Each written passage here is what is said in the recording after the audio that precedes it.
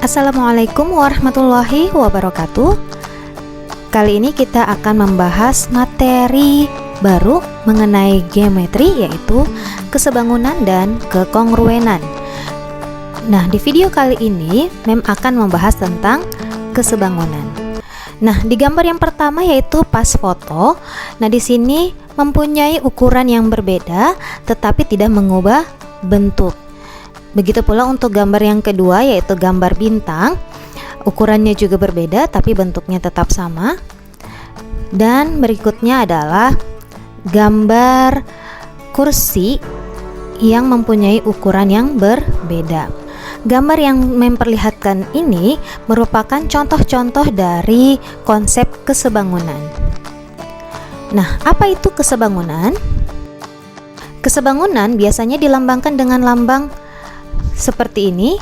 Nah, hubungan dua bangun datar dapat dikatakan sebangun apabila memenuhi syarat seperti berikut, yaitu sudut-sudut yang bersesuaian sama besar dan panjang sisi-sisi sudut yang bersesuaian memiliki perbandingan yang sama. Perhatikan contohnya. Di contoh ini terdapat dua segitiga yang memiliki ukuran yang berbeda. Dua segitiga ini akan dikatakan sebangun jika memenuhi dua syarat yang tadi, yaitu sudut yang bersesuaian sama besar. Perhatikan sudut A dengan sudut K sama besar, yaitu 90 derajat. Jadi dapat kita tulis sudut A sama dengan sudut K, besar sudutnya ya. Kemudian sudut B sama dengan sudut L. Kemudian sudut C sama dengan besar sudut M. Nah, kemudian syarat berikutnya itu adalah perbandingan sisi-sisi sudut yang bersesuaian sama. Jadi di sini untuk sudut A, sisi yang bersesuaiannya itu adalah BC. Kalau kita bandingkan dengan sudut yang bersesuaiannya yaitu sisinya ML, itu 10:5. Di sini kalau disederhanakan jadinya 2:1. Untuk yang sudut B itu sisi di depannya adalah AC dibandingkan dengan sudut L, sisi di depannya adalah MK. Di sini perbandingannya adalah 8:4. Juga kalau disederhanakan jadinya 2:1. Kemudian untuk sudut C dan sudut M, sudut C sisi di depannya adalah AB. Kita bandingkan dengan sudut M, sisi di depannya adalah KL. AB panjangnya 6, KL panjangnya 3. Jadi jika kita bandingkan 2:1, memiliki perbandingan yang sama. Nah, karena memiliki perbandingan yang sama, maka segitiga ABC sebangun dengan segitiga KLM. Ini dibuktikan karena sudut yang bersesuaian sama besar dan perbandingan sisi-sisi sudut yang bersesuaian sama. Nah, konsep kesebangunan yang lain yaitu jika ada suatu bangun datar yang memiliki panjang AB sejajar dengan panjang DE seperti pada gambar, maka dikatakan sebangun segitiganya yaitu segitiga ABC akan dikatakan sebangun dengan segitiga DCE jika memenuhi syarat-syarat kesebangunan, yaitu sudut yang bersesuaian sama besar. Nah, perhatikan di sini kita cek sudut yang bersesuaian yang sama besar. Dalam hal ini adalah sudut B dan sudut D. Jadi bisa kita tuliskan sudut B dengan sudut D. Selanjutnya sudut A dengan sudut E, sudut A dengan sudut E. Selanjutnya sudut C dengan sudut C, karena berada pada satu titik, yaitu di titik sudut C. Di sini dapat kita tulis sudut ACB untuk membedakan dengan sudut DCE. Kemudian syarat berikutnya adalah perbandingan sisi-sisi sudut yang bersesuaian sama. Nah, di sini untuk sudut B dan sudut D. Sudut B di depannya adalah panjang AC dibandingkan dengan sudut D, panjangnya adalah panjang CE. Di sini sudut A panjangnya adalah BC bersesuaian dengan sudut E.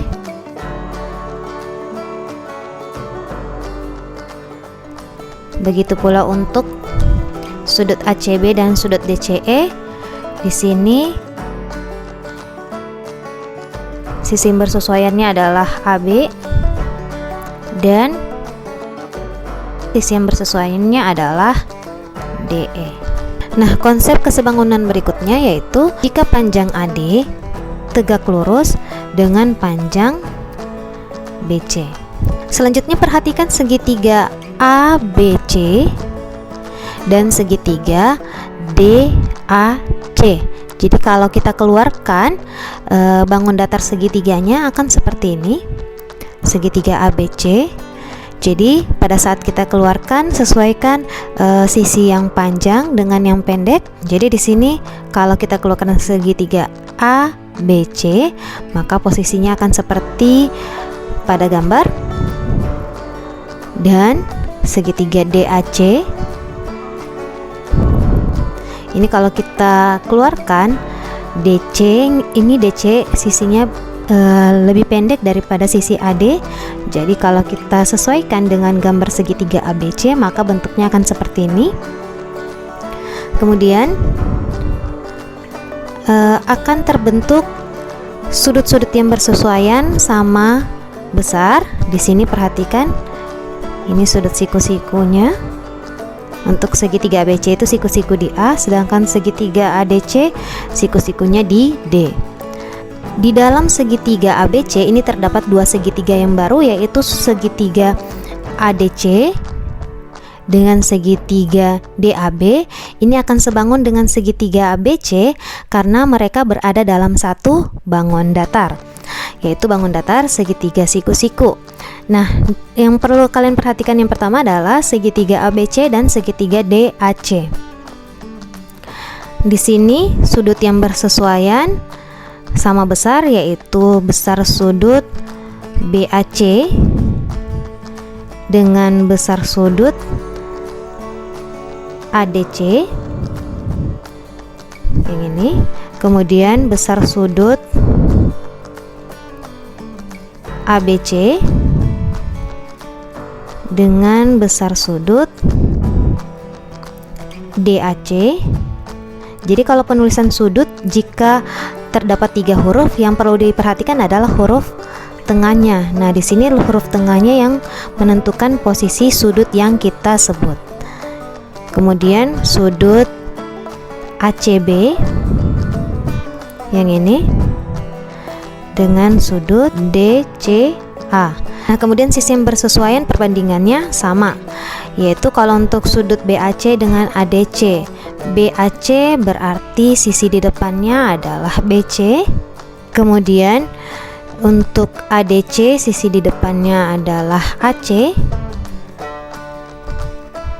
Akan sama perbandingannya dengan sudut ABC, ini sisi di depannya adalah AC. Berikutnya sisi di depan DAC yaitu DC. Selanjutnya ACB. ACB berarti sisi di depannya adalah AB. Dengan DCA, sisi di depannya adalah AD. Nah, kemudian perhatikan, karena memiliki perbandingan yang sama dan sudut yang bersesuaiannya juga sama besar, maka segitiga ABC dan segitiga DAC itu sebangun. Nah, selanjutnya perhatikan hasil perbandingannya.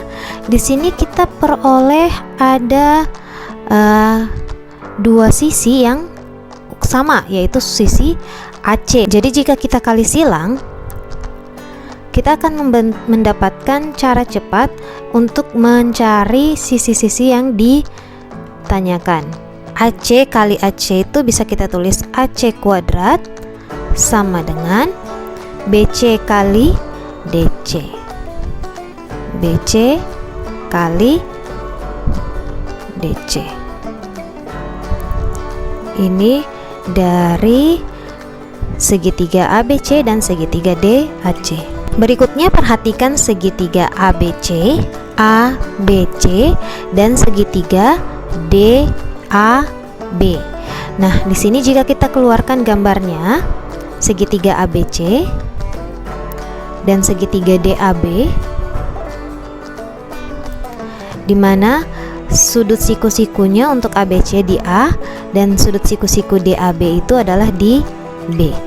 Nah, di sini kita perhatikan sudut-sudut yang bersesuaiannya adalah sudut BAC dengan sudut BDA yang ini, kemudian sudut ABC, sudut ABC dengan sudut DBA, selanjutnya sudut ACB dengan sudut DAB. Nah, kemudian sisi yang bersesuaian. Sisi yang bersesuaiannya untuk BAC itu berarti BC. Kemudian untuk BDA, BDA berarti sisi bersesuaiannya adalah AB. Selanjutnya ABC, ABC sisi yang bersesuaiannya adalah AC. Kemudian DBA, sisi yang bersesuaiannya adalah AD. Selanjutnya ACB, ACB sisi yang bersesuaiannya adalah AB. Kemudian sudut DAB, DAB sisi yang bersesuaiannya adalah DB. Nah, di sini ada dua sisi yang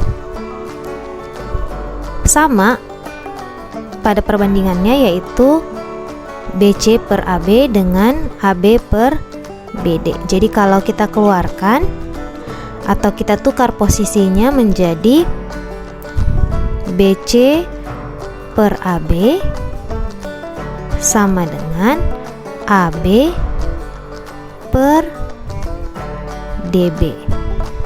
Jadi selanjutnya kita kali silang, diperoleh AB kuadrat sama dengan BC kali DB. Ini untuk segitiga ABC dan segitiga DAB. Selanjutnya perhatikan segitiga DAC dan segitiga ABD. Jika kita keluarkan di sini untuk segitiga DAC, di mana siku-sikunya di D, dan segitiga DAB atau ABD itu siku-sikunya juga di D.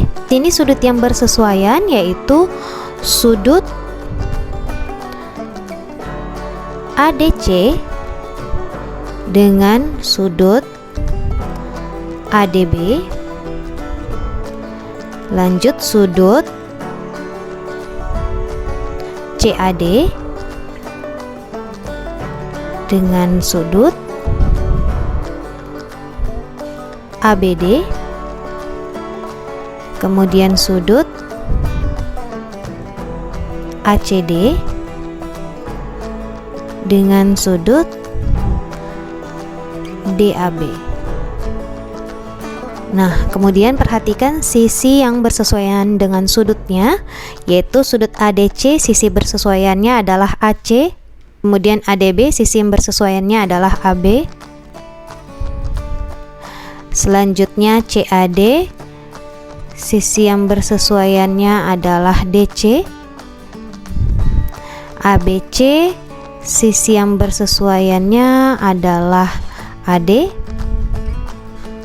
Selanjutnya ACD sisi yang bersesuaiannya adalah AD. DAB sisi yang bersesuaiannya adalah BD. Nah, dari hasil perbandingannya di sini diperoleh ada dua sisi yang sama pada perbandingannya, yaitu DC per AD dengan AD per BD. Jadi pada saat kita kali silang, diperoleh persilangannya adalah AD pangkat 2, karena AD kali AD itu adalah AD kuadrat, sama dengan DC kali BD. Nah, jika kita ingin mencari panjang AC, dapat menggunakan AC kuadrat sama dengan DC kali BC. Kemudian untuk mencari panjang AB, dapat menggunakan AB kuadrat sama dengan DB kali BC. Berikutnya, jika mencari panjang AD, dapat menggunakan AD kuadrat sama dengan DC kali DB.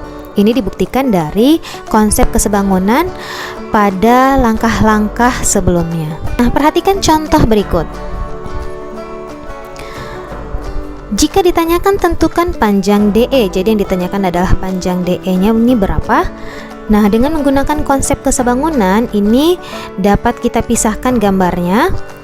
Untuk gambar pertama adalah gambar segitiga ABC dengan sisinya AC adalah 15 serta panjang AB 12. Berikutnya untuk segitiga kecil ini yaitu segitiga DCE dengan panjangnya 8 untuk panjang DC. Pertama, kita bandingkan sisi yang bersesuaian, karena yang ditanyakan adalah sisi, jadi cukup kita bandingkan adalah sisi yang bersesuaiannya, yaitu DE per AB, boleh juga AB per DE, akan tetapi hal ini membandingkan DE dengan AB karena yang ditanyakan adalah DE. Berikutnya DC per AC, jadi jangan terbalik ya. Kalau yang pertama kita bandingkan dimulai dari segitiga yang kecil, maka berikutnya harus juga dimulai dari segitiga yang kecil. Contohnya DE dengan AB, berarti berikutnya harus DC dengan AC, jangan terbalik. Kita ketahui panjang AB-nya 12, jadi DE per 12 sama dengan DC-nya 8 per AC-nya 15. Kemudian kita kali silang, diperoleh DE sama dengan 8 kali 12 per 15. 8 kali 12 itu 96, 96 dibagi 15 hasilnya adalah 6,4. Jadi panjang DE adalah 6,4 cm. Contoh yang lain, jika yang ditanyakan adalah panjang AD, jadi yang ini yang ditanyakan. Nah, konsepnya sama, yaitu kita bisa menggunakan sisi-sisi yang bersesuaian, yaitu panjang DE dengan AB sama dengan panjang DC dengan AC. Jadi karena ada dua segitiga ya, segitiga yang besar dan segitiga yang kecil.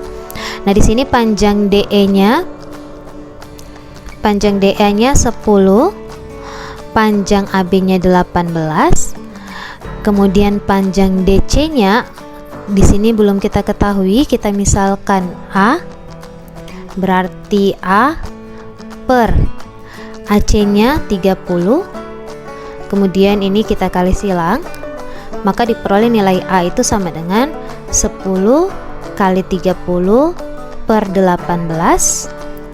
10 kali 30 itu sama dengan 300 dibagi 18, 16,6666, biasanya dibulatkan menjadi 16,67 cm.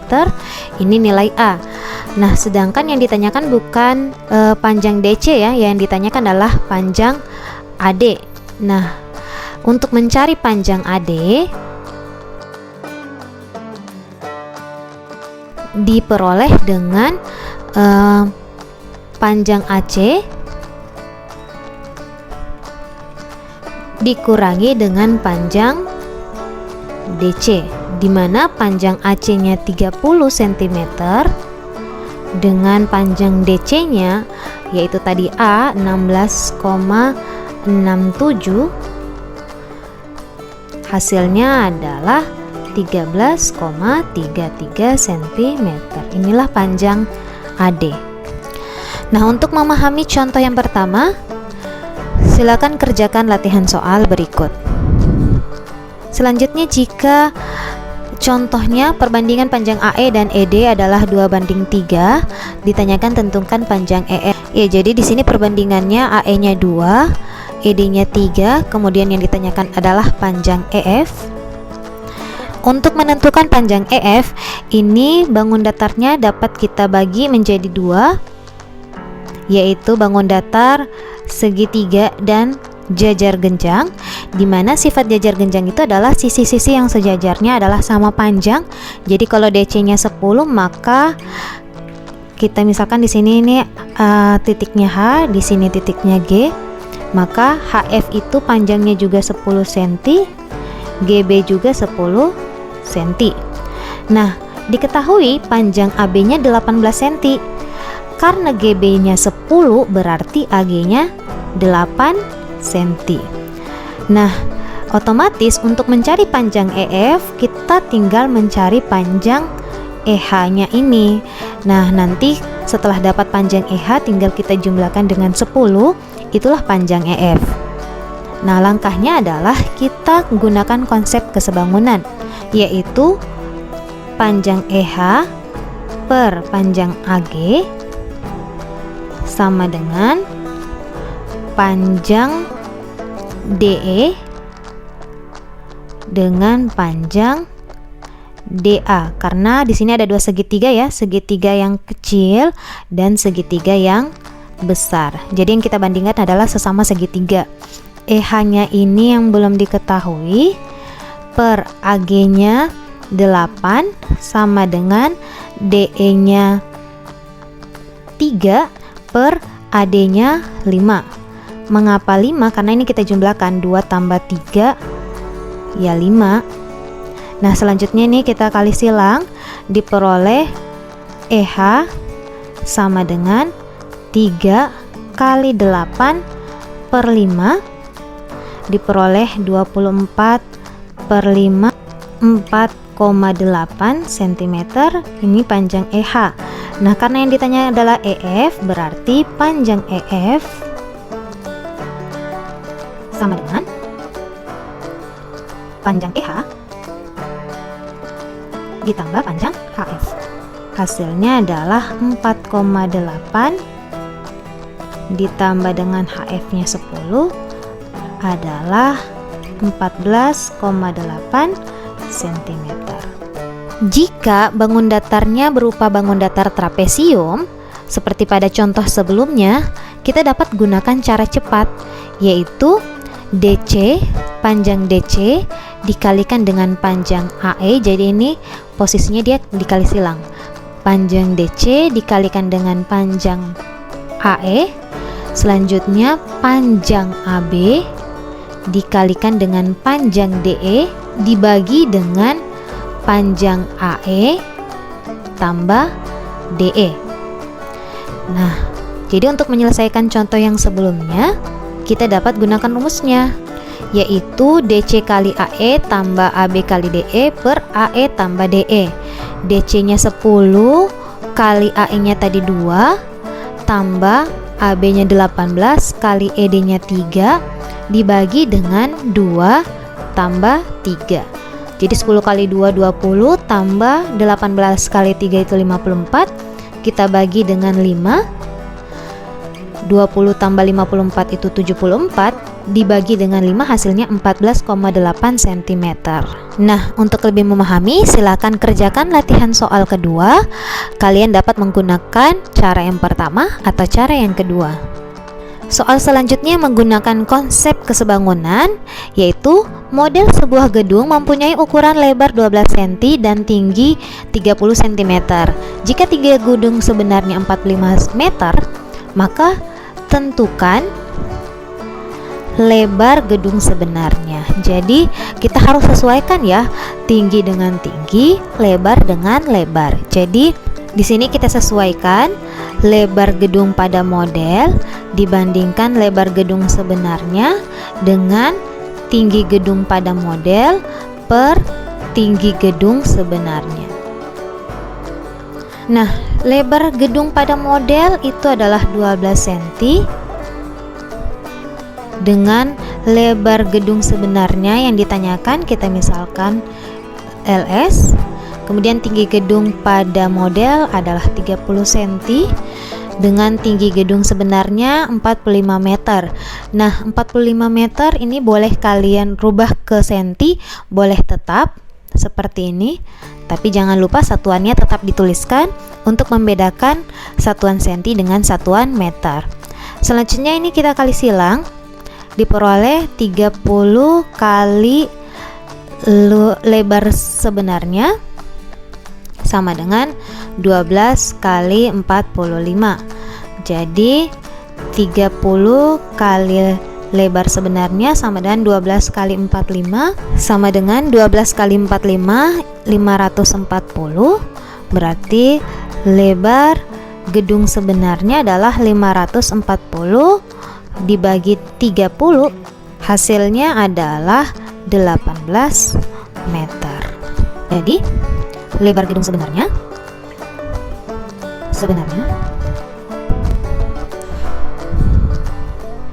adalah 18 meter.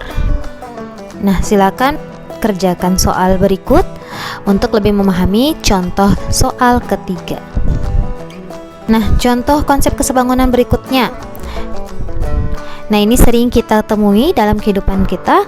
Sebuah foto ditempelkan pada kertas karton yang berukuran 30 kali 40 dengan di sebelah kiri, kanan, dan atas foto terdapat sisa karton dengan lebar 3 cm. Nah, ditanyakan jika foto dan kartonnya sebangun, tentukan luas karton untuk menulis nama. Karena bagian bawahnya akan kita tuliskan nama. Bagian bawahnya ya. Nah, pertama kita buat dulu modelnya. Jadi ada karton yang ukurannya 30 kali 40.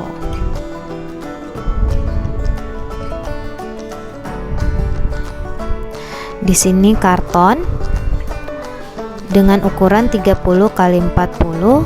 Ini karton. Kemudian akan kita tempelkan foto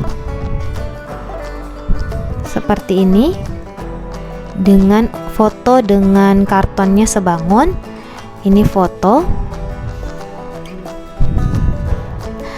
dengan di sebelah kiri, kanan, dan atas itu tersisa 3 cm lebarnya.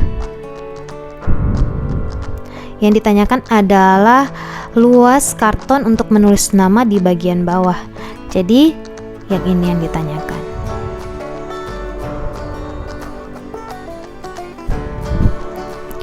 Nah, di sini perhatikan, karena foto dan kartonnya sebangun, jadi kita dapat tentukan dulu ukuran lebarnya foto dengan cara 30, karena sejajar dengan lebarnya foto 30 kurangi dengan yang di kirinya 3 dan di kanan 3, maka di sini menjadi 24 karena 30 kurang 3 itu 24. Nah, kemudian untuk tingginya foto kita misalkan T karena bagian bawahnya belum diketahui, Jadi dapat kita cari dengan menggunakan konsep kesebangunan, yaitu lebar foto dibandingkan dengan lebar karton sama dengan tinggi foto dibandingkan dengan tinggi karton. Nah, lebar foto 24 dibandingkan dengan lebar karton yaitu 30 sama dengan tinggi foto belum diketahui, kita misalkan T per tinggi karton 40. Selanjutnya ini kita kali silang, hasilnya adalah tingginya foto sama dengan 24 kali 40 per 30. Nah, selanjutnya ini kita dapat hilangkan dulu nolnya. Kemudian 24 bagi 3 itu 8. 8 kali 4 32 cm itu adalah tingginya foto. Nah, untuk mencari lebar karton tersisa yang bagian bawah. Jadi kita cari lagi lebar karton bagian bawah. Lebar karton bagian bawah. Lebar karton bagian bawah yang ini kita misalkan A. Berarti untuk mendapatkan lebar karton bagian bawah itu sama dengan 40 kurangi 32, yaitu tingginya foto, kurangi lagi dengan bagian atas foto yaitu 3, hasilnya 40 kurang 32 kurang 3 yaitu 5 cm. Ini berarti kelebihan bagian bawahnya karton, yaitu nilai A-nya itu 5. Nah, setelah dapat lebar karton bagian bawah, selanjutnya kita tentukan luas karton untuk menulis nama bagian bawah. Jadi luas karton bagian bawah, luas karton bagian bawah sama dengan 30, karena karton pertama panjangnya adalah 30 kali lebar karton bagian bawah itu 5. Hasilnya adalah 150 cm persegi. Nah, untuk lebih memahami contoh yang keempat, silakan kerjakan latihan soal berikut. Selanjutnya, perhatikan gambar di samping. Jika panjang BD 4 cm dan AD 3 cm, tentukan panjang BC. Jadi yang ditanyakan adalah panjang BC, di mana panjang BD-nya 4 cm dan panjang AD-nya 3 cm. Nah, untuk mencari panjang BC, kita dapat gunakan cara cepat sebelumnya, yaitu AB kuadrat sama dengan BD kali BC. Nah, akan tetapi panjang AB ini belum kita ketahui. Dengan menggunakan triple Pythagoras yaitu 3, 4, maka diperoleh panjang AB-nya pasti 5 cm. Pakai triple ya, 3, 4, 5. Selanjutnya tinggal mencari panjang BC. AB kuadrat berarti 5 pangkat 2 sama dengan BD yaitu 4 kali BC-nya yang dicari. 5 pangkat 2 itu 25 dibagi dengan 4 itu sama dengan panjang BC. Berarti panjang BC sama dengan 6,25. Nah, untuk lebih memahami contoh yang kelima, silakan kerjakan latihan soal berikut. Ya, sekian materi tentang kesebangunan kali ini. Pertemuan berikutnya kita akan membahas tentang kekongruenan. Silakan pelajari lebih lanjut. Jangan lupa kerjakan latihan-latihan soal yang telah memberikan. Sekian video kali ini. Semoga bermanfaat. Assalamualaikum warahmatullahi wabarakatuh.